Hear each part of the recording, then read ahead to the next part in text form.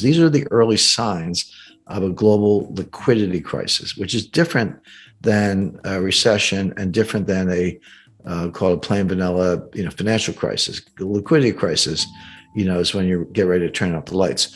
There's a dollar shortage around the world, and people say, "How can that be?" The Fed printed, $7 trillion of money. M0 actually higher than that. I think it went up to 9 trillion. They just flooded the zone with money, and the answer is yes and no. Yes, they did print over $7 trillion of base money, so-called M0.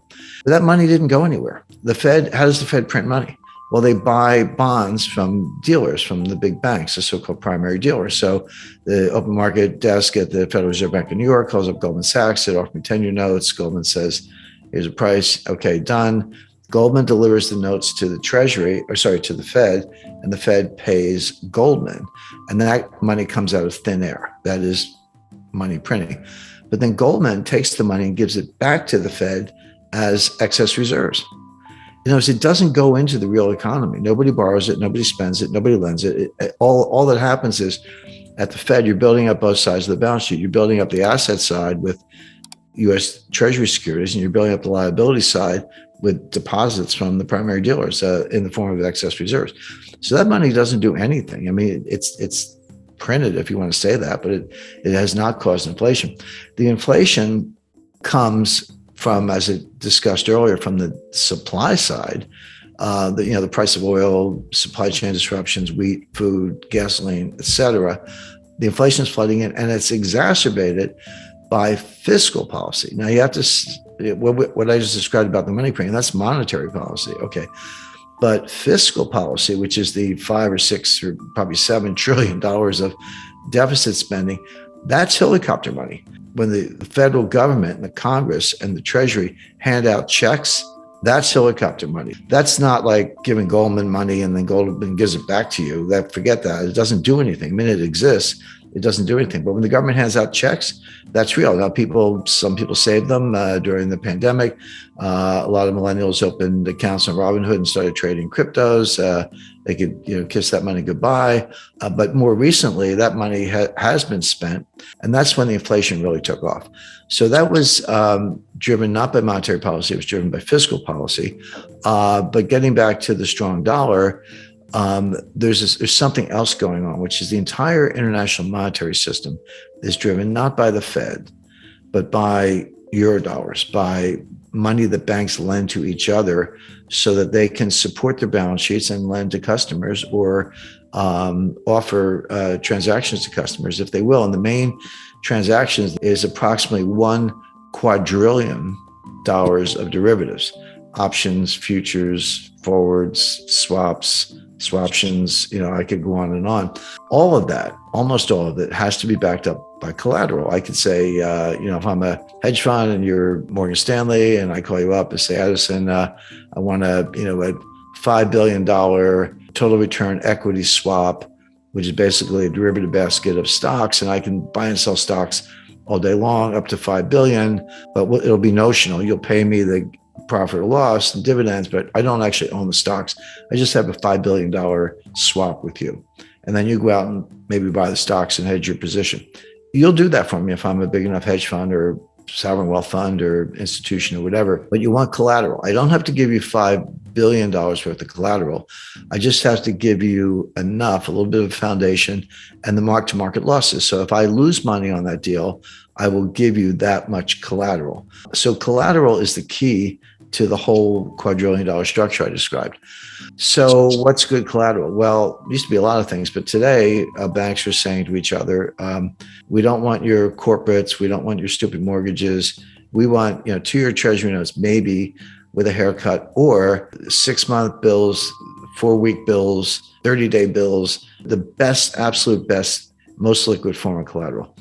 Well, okay. First of all, there's a scarcity of that. There's a collateral shortage, and banks desperate to prop up their balance sheets are asking, we're going to get some treasury bills, and they're bidding for them at prices that produce yields to maturity lower than what the Fed will give you for free. So if I'm a bank and I can call the Fed and the Fed will give me some treasury bills and I give them cash under an agreement to unwind that, and the interest rate on the cash is whatever, why would I go out in the market and bid on a treasury bill that pays me less than what the Fed will give me for a phone call? Why would you do that? The answer is you need the bill. In other words, you don't need an expanded balance sheet. You don't need more credit at the Fed. You need that bill to pledge as collateral on this quadrillion dollars of derivatives. And that's what's happening. So how do I get a bill if I'm Deutsche Bank or Credit Suisse or UBS or Unicredit or Barclays or anybody else? I need dollars. Because the bills are denominated in dollars. So if I want to buy them, I got to get some dollars. So there's this huge bid for dollars that can be used to buy the treasury securities, to pledge as collateral, to prop up the balance sheet. And that's what's going on behind the curtain. That's the plumbing. That's why the dollar is strong, even though everything about the US economy is weak, meaning recession, long-term depression, deficits, trade deficits, political dysfunction, borderline civil war. It's all bad. But if I'm Deutsche Bank, I need those dollars to buy treasury bills to prop up my balance sheet. But if you can't get it, or you can't get it at a price, or the dollar gets too strong, et cetera, or the yields get negative, et cetera, what happens is, and this is happening, the banks are reducing their balance sheets. And it's just a matter of time, in my view, not guaranteed, but one could see a situation where suddenly some major player goes bankrupt. They can't meet a collateral call, or a bank gets in distress, or there's a run on the bank. Now we're back to 2008. This wouldn't look like 2020. This would look like 2008, except worse. Sure. The supply side we kind of talked about. So energy shortages because of the Biden energy policy, empty shelves, supply chain breakdowns, bottlenecks at the Port of Los Angeles, not enough truck drivers, higher fuel prices get passed along. I mean, there's everything arrives by truck at the end of the day. It could come by boat or train, but it's somewhere in that delivery chain, those transportation channels, there's a truck, and they run on diesel. And when the price of diesel goes up, the price of everything in the truck goes up, because you got to factor the delivery costs into the cost at the counter. So that's kind of what's going on from the supply side. Demand side inflation, what's called demand pull inflation, is mostly psychological. In other words, consumers get it in their heads that prices are going up for whatever reason. Maybe they actually are going up and they extrapolate from that, or they have other reasons for believing that. And so what they do is they pull demand forward. And I lived through this in the 70s. This was what was happening in the 1970s. You want to buy a refrigerator or a car, or a new suit or clothes or anything. And you go, you know what? I better go buy it now, right now, because it's going to be, if I wait 3 months or 6 months, it's going to be a lot more expensive. So you do, but what you're doing, you're pulling all that demand forward, and it feeds on itself. Prices are going up because there's more demand, possibly combined with supply shocks. And then when the prices go up, it validates the narrative. It's like, oh, see, I told you, prices went up, better go buy more. And it just feeds on itself. So, but they're very different. So the Fed, it's one thing to say the Fed can't do anything about the supply side inflation. The Fed can't do anything about it. The Fed doesn't drill for oil. They don't drive trucks. They don't pilot ships, and they don't work farm equipment. They can't do anything about it. They can do something about the demand side, which is destroying demand. So now we're in a situation, by the way, we're not all the way to demand pull inflation yet. In the 70s, it also started on the supply side with the Arab oil embargo in 1973. Then there was a second embargo in 1979 from the Iranians.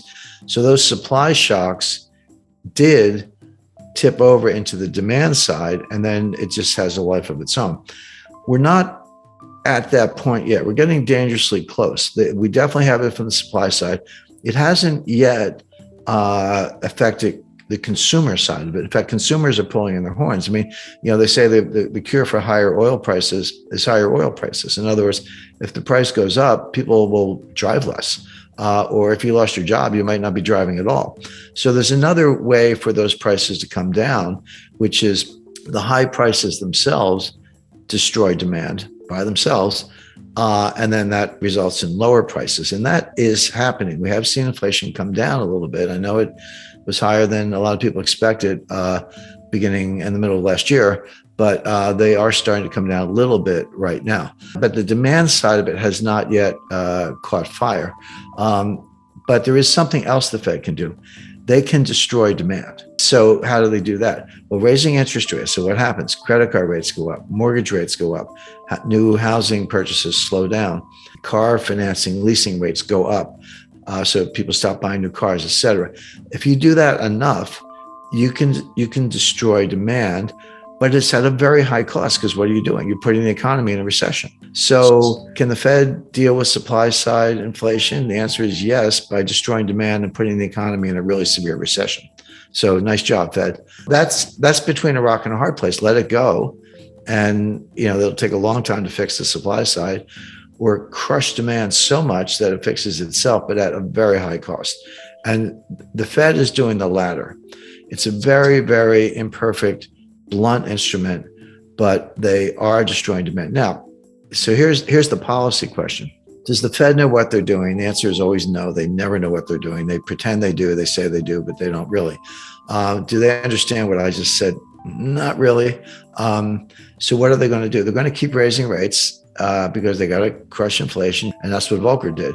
Leave aside whether that was really the problem, but that's what he did. So Powell is going to keep raising rates, and they may raise them 75 basis points in September, again in November, again in December, into 2023. And you're like, wait a second, Jim, you said we're in a recession and unemployment is going to start to go up, and there's demand destruction because of higher interest rates, and that may result in declines in housing prices. The inflation may cool off. So why is the Fed raising rates into weakness? And the answer is because they don't get it. They're always the last to know. And they're very political. Don't let anyone tell you the Fed's not political. So here we have the situation where the inflation is coming from the supply side. Fed can't do much about it. They can destroy demand, but that'll throw us into a recession.